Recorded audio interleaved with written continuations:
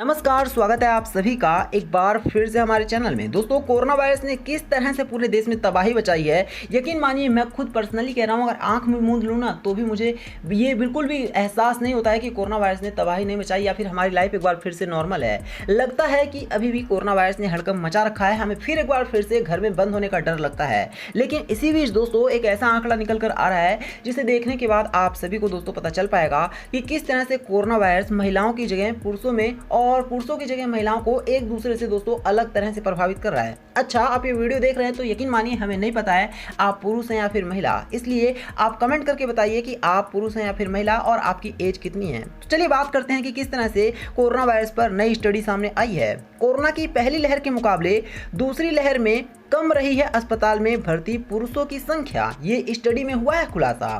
दोस्तों, देश में कोरोना वायरस महामारी की दूसरी लहर के दौरान इलाज के लिए अस्पताल में भर्ती पुरुषों का अनुपात पहली लहर की संख्या से थोड़ा कम था। यह जानकारी एक अध्ययन में सामने आई है। अध्ययन report Indian journal of medical research में प्रकाशित हुई, जिसे भारतीय आयुर्विज्ञान अनुसंधान परिसर, अखिल भारतीय आयुर्विज्ञान संस्थान और राष्ट्रीय रोग नियंत्रण केंद्र के विशेषज्ञों द्वारा अंजाम दिया गया। स्टडी में ये तथ्य भी निकलकर सामने आया है कि भारत में कोविड-19 की दूसरी लहर पहले की तुलना में थोड़ा अलग थी। दूसरी लहर में 20 साल के कम उम्र के लोगों को छोड़कर सभी आयु समूह वाले लोगों में उच्च मृत्यु दर दर्ज की गई थी और अधिक लोगों को सांस लेने में तकलीफ महसूस हुई थी तथा उन्हें पूरक ऑक्सीजन एवं यांत्रिक वेंटिलेशन की जरूरत थी। भारत में पिछले साल सितंबर से गिरावट के बाद मार्च के बाद फिर से कोविड-19 मामलों में दूसरी जबरदस्त वृद्धि देखी गई। अध्ययन में कहा गया है कि इन दो लहरों के दौरान भर्ती किए गए कोविड-19 रोगियों की जनसांख्यिकी और नैदानिक विशेषताओं में अंतर का वर्णन करने के लिए